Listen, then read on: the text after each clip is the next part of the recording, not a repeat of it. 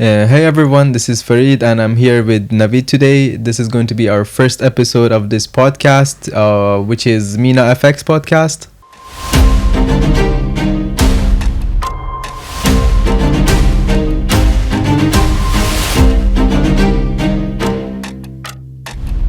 There's a lot of information out there related to trading and the relating fields. And so as to why people would be wanting to watch our podcast, well, there's a lot of reasons. As to, first of all, we have a combined experience of over 15 years. And this is going to be really interesting because we're also going to be having guests come in the later episodes, of course. But then I think people would be interested as to how is it that we got into the field. So maybe, Navid, you could explain just a little bit as to what happened that you fell into this field. So it all started when I was doing my universities, and I was not supposed to be in this field at all because the major I was studying in, it was totally different. Actually, I was studying architecture. Okay, it's totally different than financial market. So it all started with a friend who came to me and he told me to come and join our company because the company is looking for somebody as a customer service and sales. And at first I was not interested at all because I loved what I used to study. And well, it's very interesting how I got into this field, and I basically stuck. He was trying to push me to get to the job because he was looking for somebody for the company to join, and they couldn't find anybody loyal. Okay. Or trusty. So he knew me for several years, and by him pushing me to this, at the end I accepted to come for an interview. Then I did an interview. I have no idea how I accepted the job, which I was not supposed to. Anyway, I accepted, and I went for a couple of months, and then I was supposed to stay just for a couple of months as a trial, because I was doing my summers. So at that year, I didn't take any courses in summer. So I was like, okay, why not? I don't have nothing to do. You went to the job as an internship, was it? It wasn't an internship. It was just a trial, like let's say short time. Like a part-time job? Yes, part-time job. So I joined, and I kind of liked it because of the market environmental and the people I was working with. And then around 10 years passed, and I stuck to that field. And I think it was by heart that I stayed because I really loved it, even more than what I was studying. So that's it. Okay. This is how it all started, from not interested in financial market. Then I'm the biggest fan ever.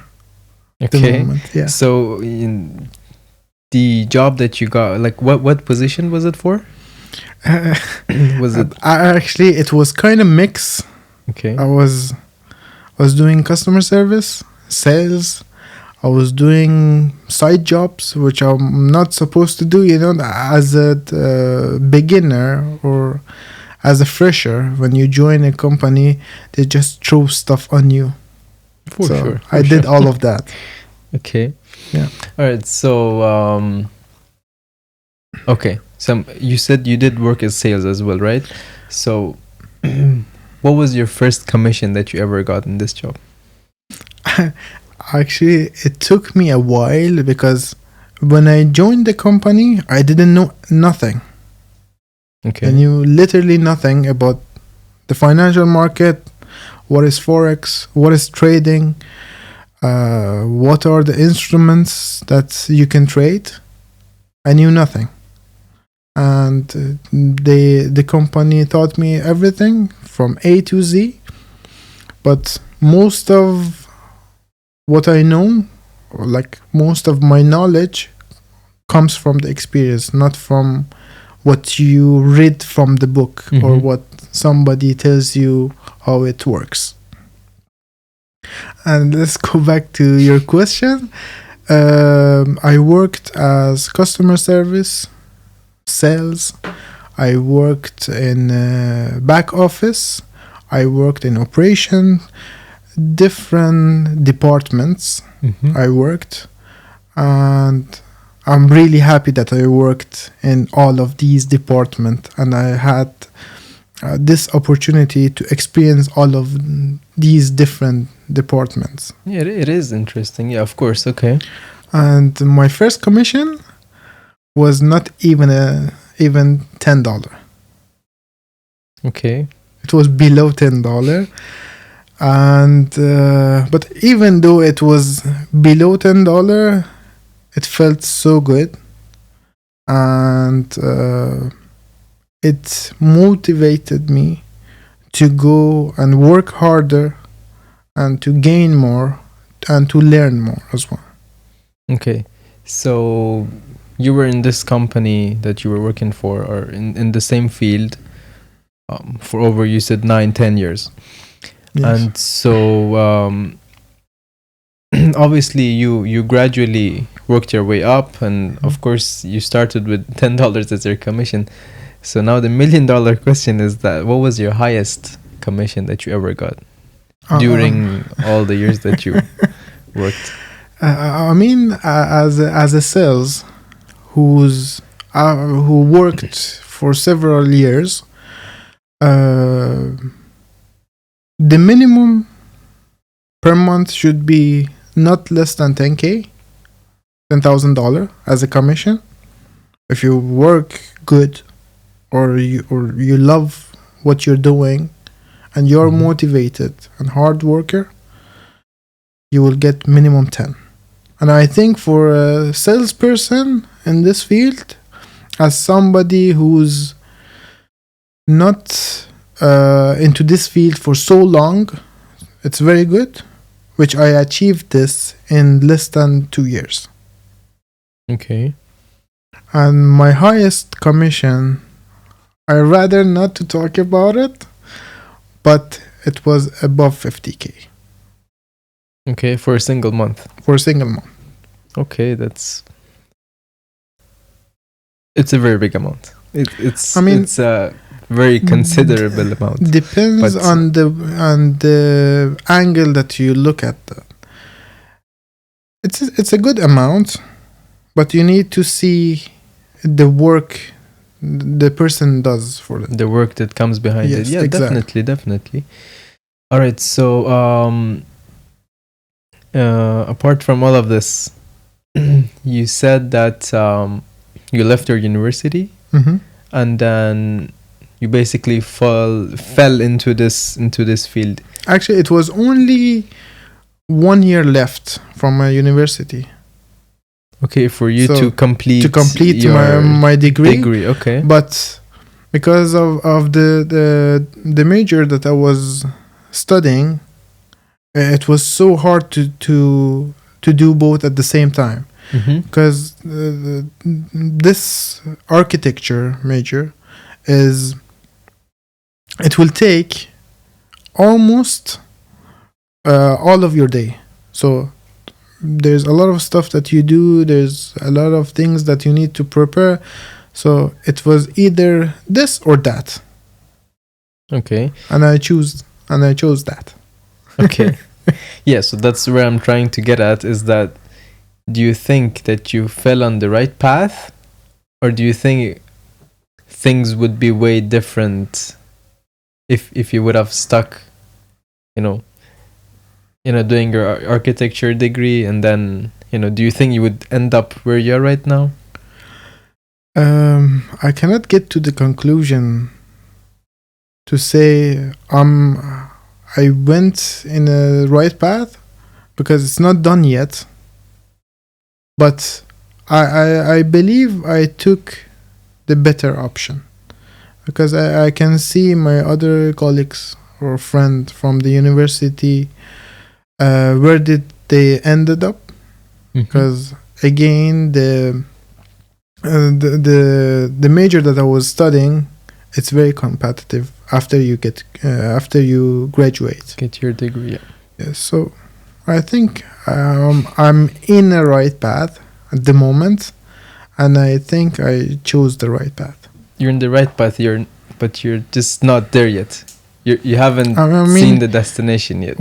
For me, because I like to grow gradually, there's no end for me.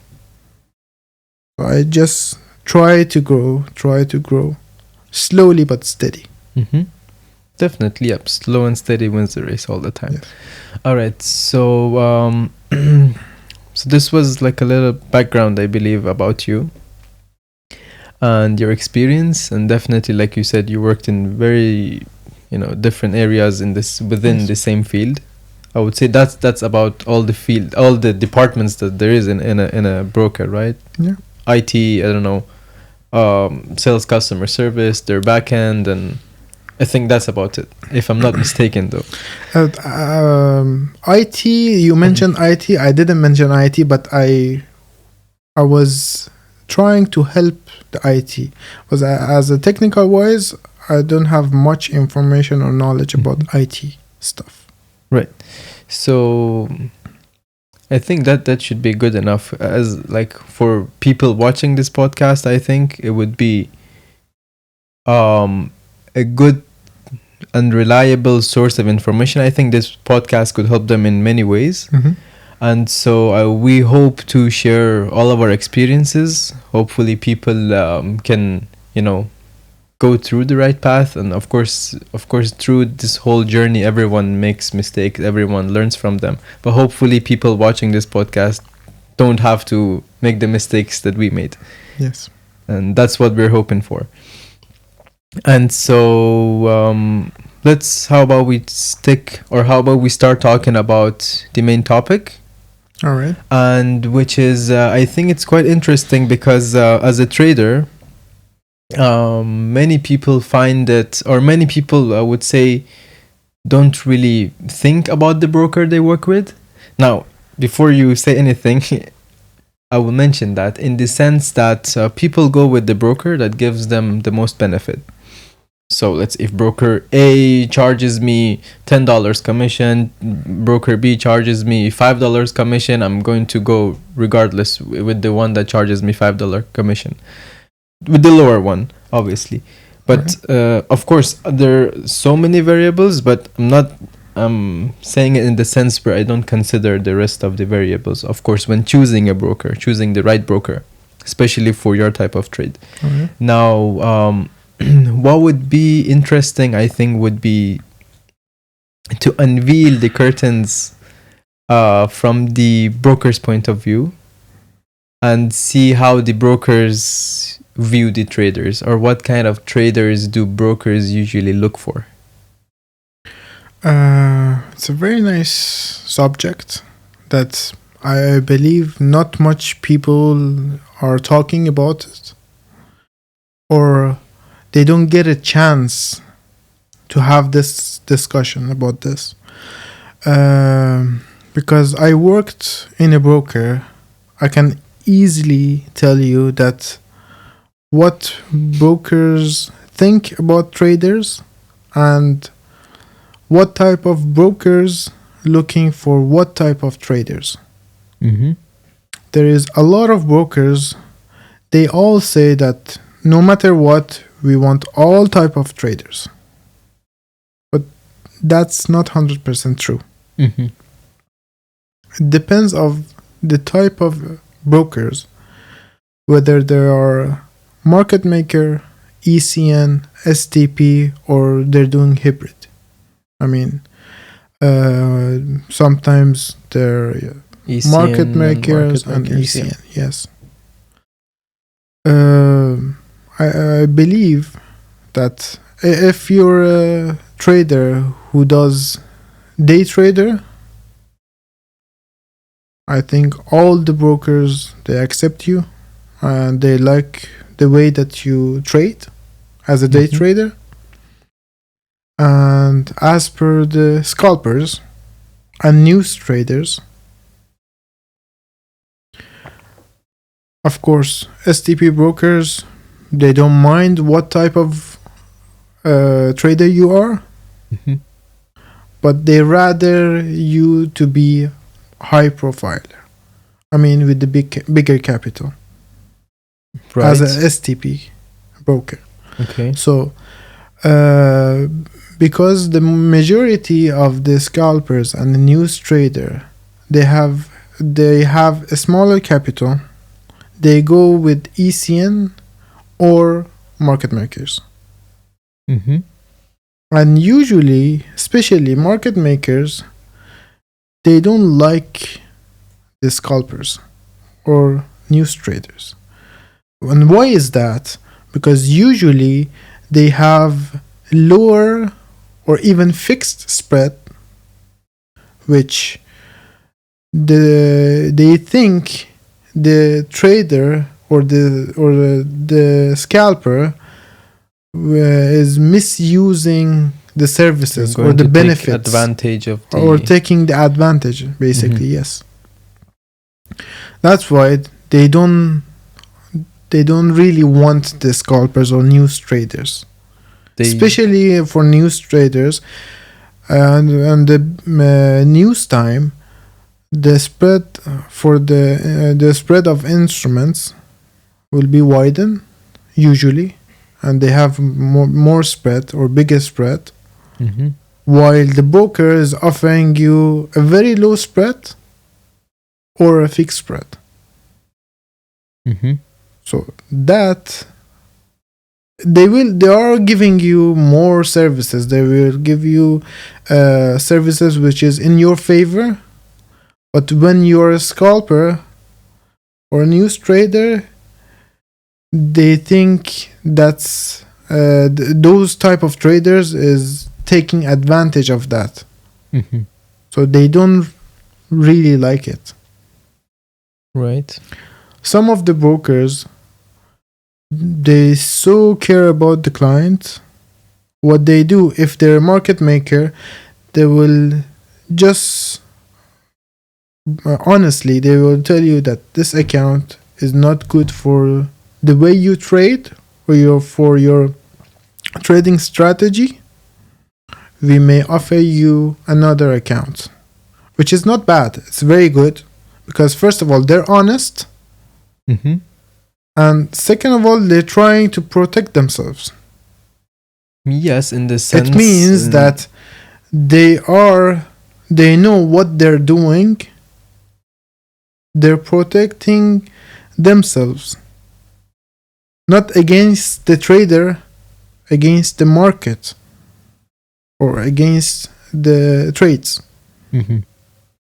Because again, yes, I believe most of the market maker brokers, they obviously have liquidity providers, and and that's the risk they take, is that most of the trades that are being taken in their platform, market maker, they are the liquidity providers themselves, while ECNs, they use other liquidity providers.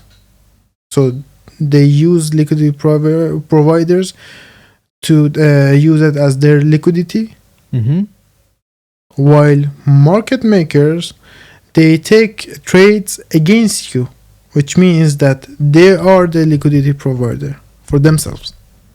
Okay.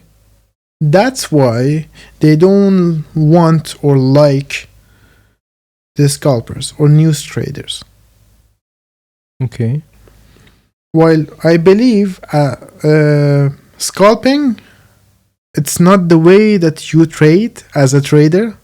This is my own personal thought, that I believe they are not traders. Scalpers, they're just trying to take advantage of something. It's basically they're trying to gamble on the price of the small movement or a small fluctuation to take some amount.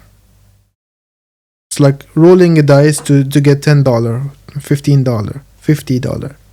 Small amounts. Yeah, I mean, at the end of the day, I mean, scalpers are not always losers, I would say. But at the end of the day, they don't really go out with huge sums of profit, I would say. But then, it's okay, you can carry on.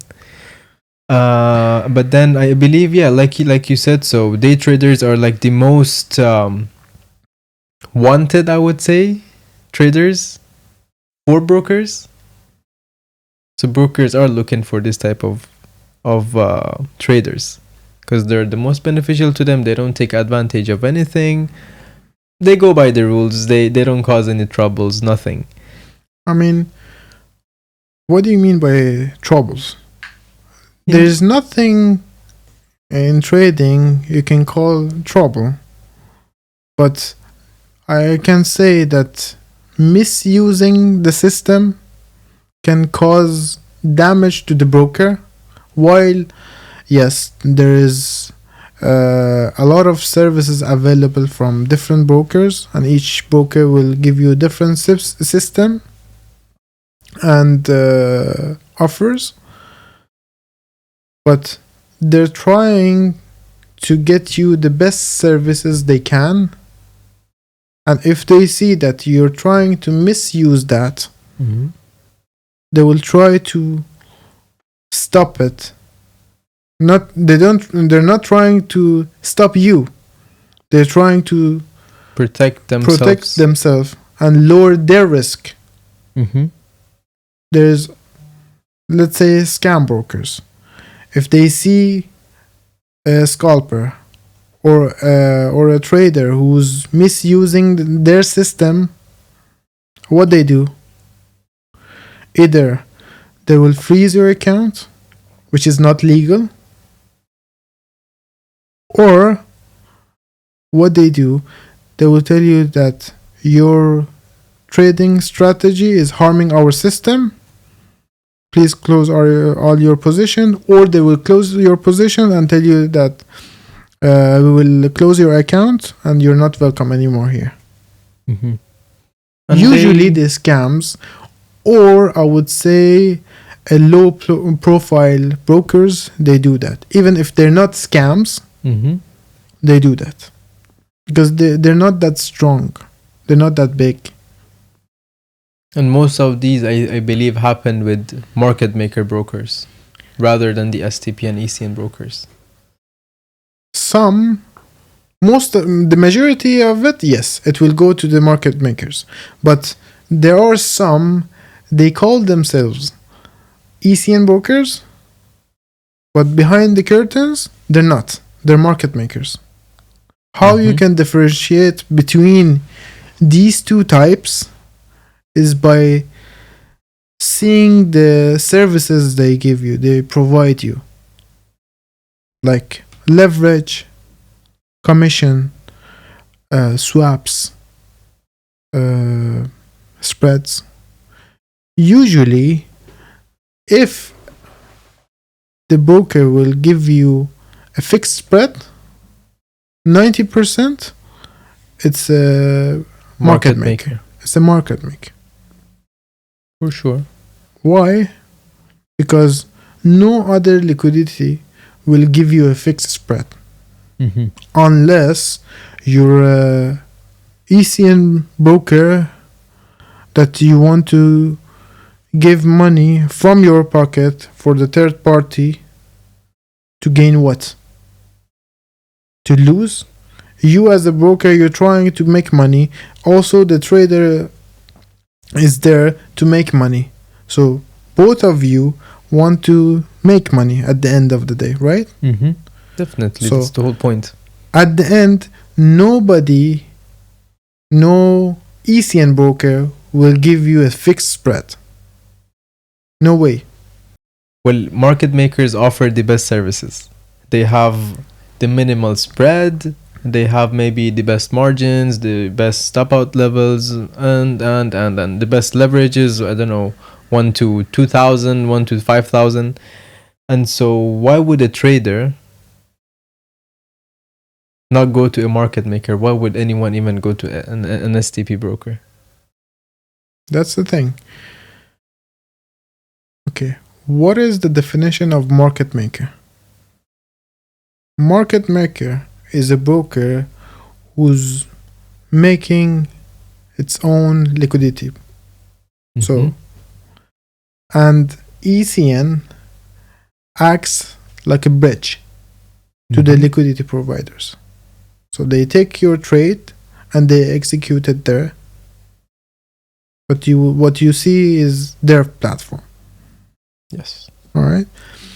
And STP is type of broker who takes the trade for you in the liquidity provider, or that liquidity provider will be what? It will be bank, institute, exchanges directly from there. So basically they're like your servant. You will place an order, they will go take it and give it to you. That's it. And they're the safest as security wise, let's say. They're the safest one, but they're the most expensive ones for you, for the traders. For the traders. For you as a trader. Why? Because they have, maybe they will have markups on what the market gives the spread. But definitely they will have high commissions. Their profit doesn't come just from the spread, because the spread is almost nothing and they cannot add much to that because they're STPs. They usually don't, but some of them do add markups. Usually their profit is their commission. That's why their commission is very high, while the ECN, they have a lower commission and they will add a spread to the product. To the products, yeah.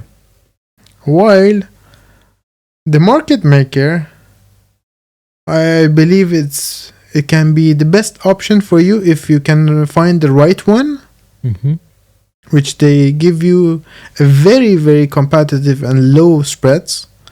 They can give you products with no commissions, very high leverages, and sometimes with the low margin even, while they offer you a very big leverage, and it will be very beneficial for you. And additional to that, some of them, they give you instant execution. Because they are the liquidity provider themselves. So what you order, what you get. So no slippage, nothing. You're good to go. The only thing that you need to be good at to place a good order. That's it. Okay. So my own personal opinion, I think the market makers are the best if you can choose and find the good one. Why is that? It's obvious. Lower commissions for your trade. Basically, you will have less expenses on your trades. And most of the time you will have instant execution, no slippage, and everything goes in your favor. Right. So okay, makes sense. I have a question actually. And that Please. is, I think it's people might find it quite interesting as well. Is that like, for example, me as a trader, or anyone else for that matter, do you think luck, or to what degree or to what extent do you think luck plays a role in people's trades? In trading. In Luck trading. in trading. Interesting. Actually, I don't believe at all in luck in trading. So, when you trade, there's no luck.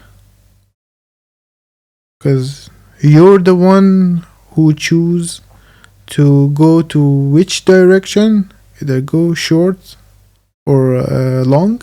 Mm-hmm. Let me give you an example.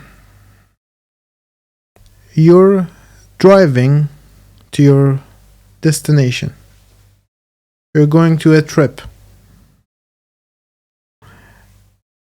What you aim for is just have a trip and you go to X place Mm-hmm.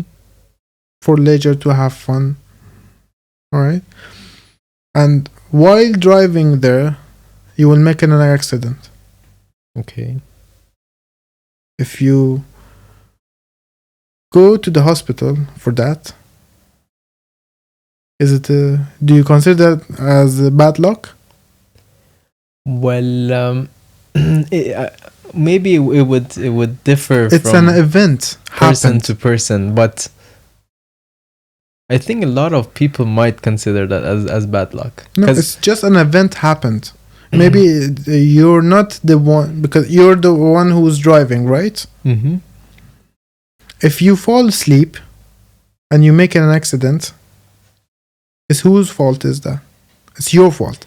If even you don't fall asleep and somebody will crash to you, whose fault is that? Again, not you, but do you consider that as luck? No, it's an event. Something Well- happened and that crash happened. Okay, I'll give you another example. You're driving, you will crash. Okay, nothing happens to you. Your car will get cancelled. You will get money from the insurance more than what your car worth. So let's say your car value was $10,000, and in return you received $11,000 from the insurance. Do you consider this as luck? Well, An event no. happened. Okay, in one scenario you gained money. Mm-hmm. Okay, in another scenario an event happened and it was against you. It wasn't in your favor. So I believe the true. trading is also the same. An event can happen and you cannot control it. But Well, it's not all the exactly. time. That's the thing. It's about control. It's it's what aspects there is that I can control and what there is that I cannot control. Like you said, like if I'm on a platform trading, of course I choose whether I buy or sell. Mhm. But although I don't choose where the market trend is going, I don't choose whether it's going up, whether it's going down. I believe, in my opinion, anything that is not predictable and it's not in my hands, well, of course I have no control over it. I would maybe consider that as luck. Again, this is my personal point of view. This is my opinion. Maybe Alright. people would I find have it. two questions for you. Mm-hmm. First, luck is for gambling. Trading is nothing has to do with gambling at all, whatsoever. My own opinion. Well, there are a lot of people that see trading as gambling. My question is, when you play a game and you gamble on that, you roll a dice. Mm-hmm. Okay? Let's say you bet on something and you roll a dice. Mm-hmm. It's either you will double your money, or you make money more, or you lose it all, right? Mm-hmm. In the middle, can you stop? No. You cannot No. stop in the middle. Mm-hmm. While in trading, let's say you did a bad decision, or an event happened. Can you back off in the middle? Yes, you can. You don't need to lose all the money that you invested, or all the capital that you have in your account. Very true. So I don't think this is a luck. You cannot say that. So you don't believe there's luck plays any role in trading? No. So you think it's purely skill, I would say? It can be skills combined with knowledge. Well, true. I have another question for you. Sure. You're an investor. Mm-hmm. You will invest on a new business. What are the guarantees that your business will be successful? Is there a guarantee or 100% if you're a starter or a startup? No. Definitely not. You're taking risk, right? Yes, but the risk is again in my hand. As so it is in trading, whereas I decide how much of the amount that I'm investing I'm going to Why risk. I mentioned that? Because you said that you cannot control the market. While in any business, you cannot predict the future 100%. Definitely. So, at the end, I don't believe that there is any luck involved in trading. An event can happen against you or in your favor. Mm-hmm. If you personally want to quote it as luck, that's up to you, but it's not luck. Again, I would I would agree with most of what you said. It makes sense, but there are parts of it that I would maybe disagree with it. And again, it's the point for me where, well, if I have no control over it, and I don't get to decide whether I should I do this or that. I don't get to decide what to do. I believe that's just on luck. So if for example, there's all of a sudden there is a war that broke out between two countries. All right. So basically, you can go into the internet. There's technical analysis that you do, that you check the chart. There's fundamental analysis that you do. You go check the news. You go in the internet. You watch. You follow maybe people. You copy trade, whatever it is. There's a lot of things like that, but then basically there's a lot of news and information that you can get related to the market beforehand, before you place your trade. But there are certain times that events such as wars breaking out without even any announcement that there is going to be a war breaking out maybe soon, that could definitely affect the market. 100%. Although that is almost 100% also out of your hand, out of your control. Yes. The market could either go boom, or it could crash, or anything could happen, and that is 100% out of your hand. But is it luck? Well, I consider it All luck. right. Interesting. Have another question for you. Sure. You have a business. Mm-hmm. It's running well. It's been several years that you have this business. Mm-hmm. And suddenly there's a fire in your store. And you will lose all the store. Mm-hmm. You will not lose all what you gained from all over these years, but you will lose big amount of investments which you invested in that store. Mm-hmm. And everything will be burned to the ground. Is that luck? Or it's an event? Again, it depends. It depends to me. If, first of all, there is nothing I could do about it. Okay. That's exactly my point. A sudden event or unexpected event might happen to any business. Mm-hmm. And as a trader, this event also can happen in the market. So, an unexpected event happens, which is out of your hand.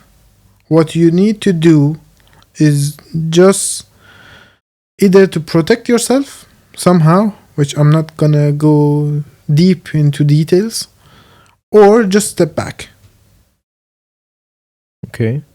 Usually, when any event happens against you, you either step back or you protect yourself. Okay. I think. And I can just give you a small example by how you can protect yourself.